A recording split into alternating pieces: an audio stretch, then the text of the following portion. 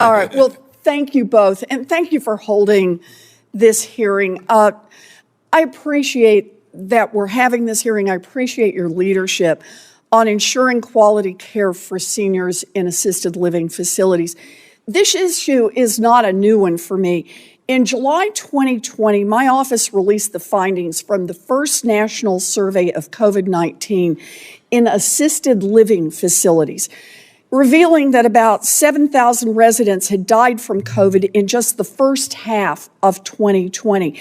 In many ways, the threat of COVID in assisted living facilities was just as serious as it was in nursing homes, but these facilities received little help and little attention. Now, before that, in 2018, I released the first ever national assessment of quality care issues in assisted living facilities, which was completed by the Government Accountability Office at my request. That report revealed that over 20,000 serious health and safety problems occurring at assisted living facilities in just 22 states, from physical assaults to medication errors to unexplained deaths. In the years since my office did that work, new studies have revealed additional problems in assisted living facilities. Mr. Mollett, you lead the Long-Term Care Community Coalition, which is dedicated to improving the quality and accountability of senior living facilities. Can you say a word about what kinds of threats seniors at assisted living facilities face and how serious the risk is? Thank you. I think there are two major risks, and both of them are serious. First, due to the increasing needs and vulnerability of people who go to assisted living, the risk of harm has gone way up. People are vulnerable, people are depending upon assisted living for significant dementia care, et cetera, and we just don't know if they're getting it, and we often don't know when terrible things happen, as you noted from that GAO report, which was so important. Secondly, due to the increased sophistication of operators, we have private equity, we have real estate investment trusts that are circling around in this industry, the risk of financial exploitation has gone up tremendously in recent years.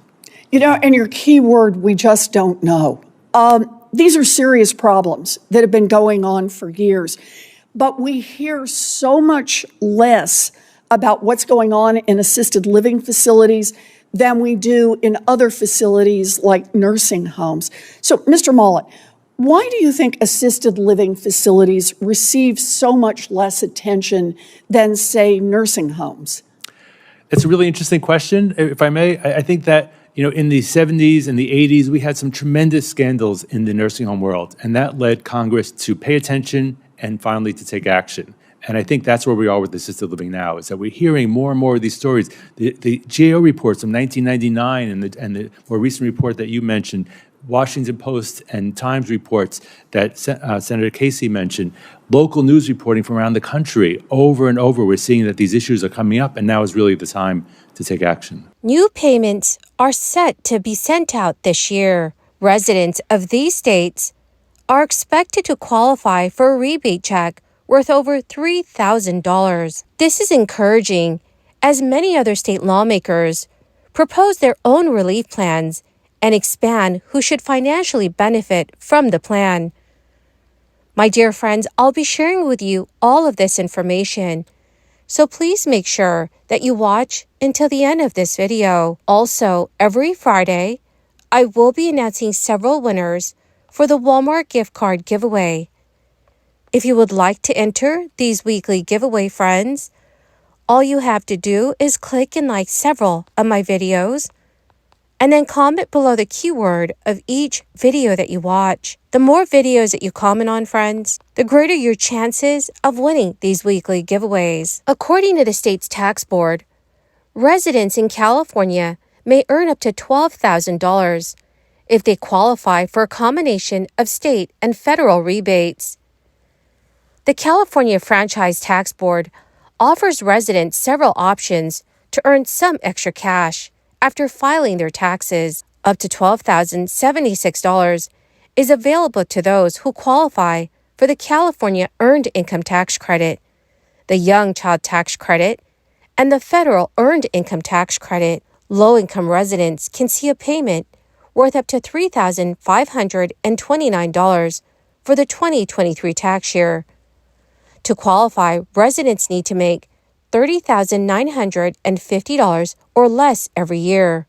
So even if you make more than that amount, you could still stand to benefit.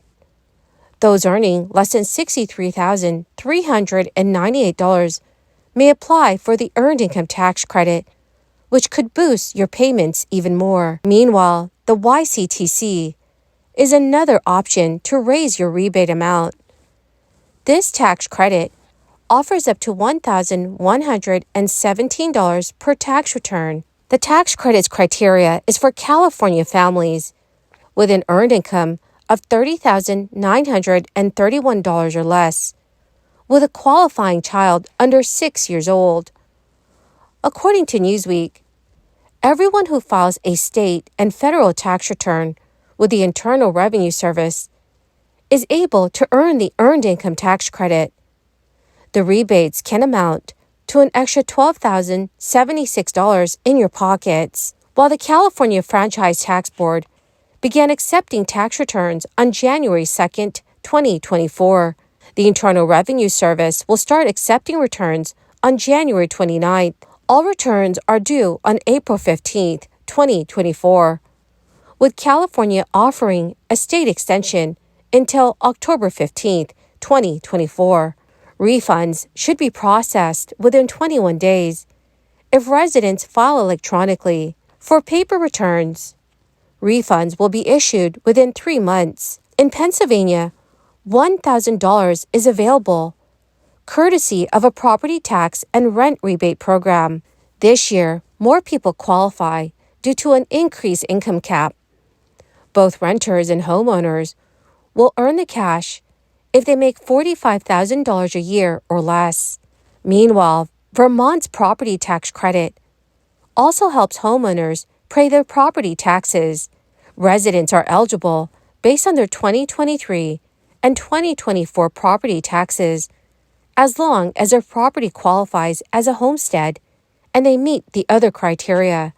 The amount earned is decided based on several factors, but the maximum credit is $5,600 for the education property tax portion and $2,400 for the municipal property tax portion. According to the Washington Post, Americans' bank accounts are stabilizing after the crisis, although most U.S. households still have more money in the bank than they did in 2019. Their balances have now leveled off in the past year. This is as many recalibrate their spending to keep up with inflation. The wealthiest Americans who have less saved away in the bank than they did 1 year ago. Many are continuing to spend, especially on travel and entertainment, or are moving their cash out of traditional checking and savings accounts to other investments. Chris Wheat, the president of J.P. Morgan Chase Institute, told reporters, on average, families are showing a tendency to slow down on spending when they go below historical balance levels. That is what we are seeing, a flattening in spending. National spending data shows that households are slowly pulling back on a range of expenses, including childcare, sporting events, cell phone service, and international travel. The personal savings rate, or the share of monthly income that families set aside, has fluctuated since the start of the crisis, going from 32% in April 2020 to 2.7% in June 2022. But in recent months, it has settled at about 4%, which means that Americans are generally saving less than they were before the crisis, but more than they were in 2022 when inflation was at its peak. That is the end of my daily stimulus update video for today. Dear friends, thank you so much for being part of this community. To say thank you and to show my appreciation, every Friday I will be announcing winners for the Walmart gift card giveaway. If you would like to enter the weekly giveaway, friends, please click and like several of my videos and then comment below the keyword of each video that you watch. The more videos that you comment on, friends, the greater your chances of winning the giveaways. The winners of today's Walmart gift card giveaway is Melanie Barnes and Music Loved 5982. Congratulations to both of you. To claim your gift cards, please check your notifications page and send me a message. Or, dear friends, you could message me on my Facebook page. Thank you, and have a wonderful and very blessed weekend.